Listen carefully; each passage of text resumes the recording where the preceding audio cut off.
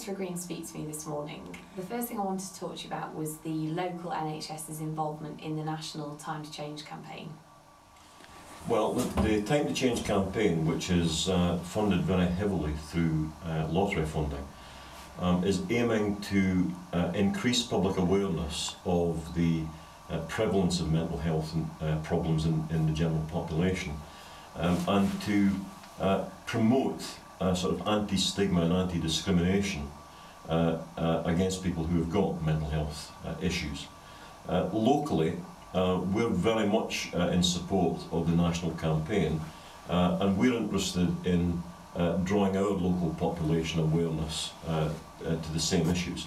To that effect, the 5 NHS chief executives in Derbyshire have very recently signed a pledge.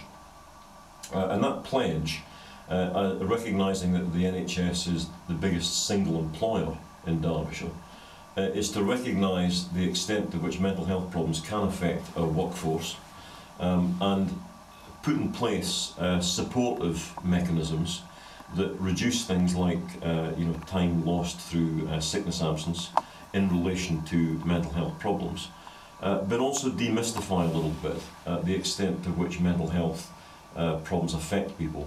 1 in 4 people who go to see their GP will have a mental health problem. The way in which mental illness has been traditionally depicted has been that it's a much more serious thing than that, and we tend to get the more sensationalised aspects of mental illness presented. In reality, the normal pressures of life, stresses, anxieties, depressions, whatever, which affect a great many of us, are the ones that we're more predominantly concerned about, because these are the ones that actually prevent people from leading normal lives, whether that be accessing normal leisure and social recreation facilities, applying for jobs, being able to get through interviews, being able to hold down jobs, because very often there's a lot less tolerance and sympathy for people who have a mental illness than those who have a physical illness. And a large part of that is because it's really not very well understood. Now that the local NHS is signed up to this national campaign, how is that going to be taken forward in Derbyshire? Well, the start is that we, as the Specialist Mental Health Trust for Derbyshire, will work with the other 4 NHS organisations to make sure that they have the right material to circulate to their staff about mental health awareness and anti-stigma and discrimination. We will start to work with them to look at whether or not they've got the right support services in place, help them to reduce sickness absence, and then really begin to look at the other big employers in Derbyshire within the manufacturing, the retail, the engineering industry. And in many respects it's obvious who they are. But those are the ones that we would expect to have a slightly bigger challenge with, because at least within the NHS there is a level of awareness of mental health problems, whereas in the non-NHS or the private sector industries that's much less the case. And in many respects they're less tolerant because they are focused on profit and loss. So we want to work closely with them in much the same way as we've already been doing with local football clubs, who have now got a much stronger buy-in to promoting public awareness of mental health and to promoting some of the more positive images and messages around mental health and what people can do if they have a mental health problem. And I understand that you're going to be doing this as part of a local campaign, is that right? Yes, we're very much bought into the national campaign, but we want to launch and identify our own local campaign, which we're just about to do, which is Change Starts Now. And that'll mirror to a large extent the national campaign, but it'll be more localised. So some of the things that are planned to be done nationally, like Get Moving, which is about encouraging people to exercise.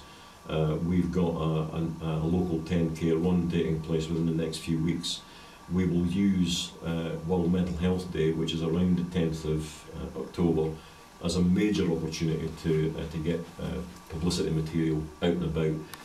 But it's a campaign that we expect to continue beyond that, and really to try and get mental health on people's radar screens once and for all, and to demystify some of the views that people have about it. The other big piece of work that the Trust is doing at the moment is applying for Foundation Trust status. Tell me a bit more about that. Yeah, we had the disappointment last year of having an application for Foundation status rejected. Since then, we've had a big change in the Trust Board. We have a much more, if you like, business-focused set of non-executives.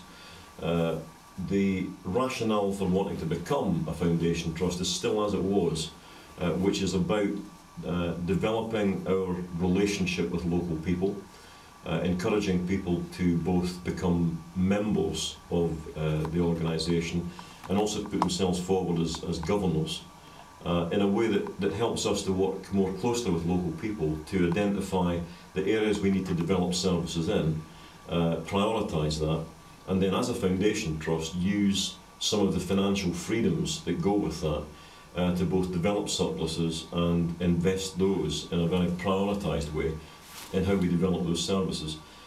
Going into a recession is probably not the best time to be talking about business expansion, but nevertheless we know that there are a number of different areas where services are not as accessible or as available as we would like them to be. And of course the issue about mental health awareness, it's all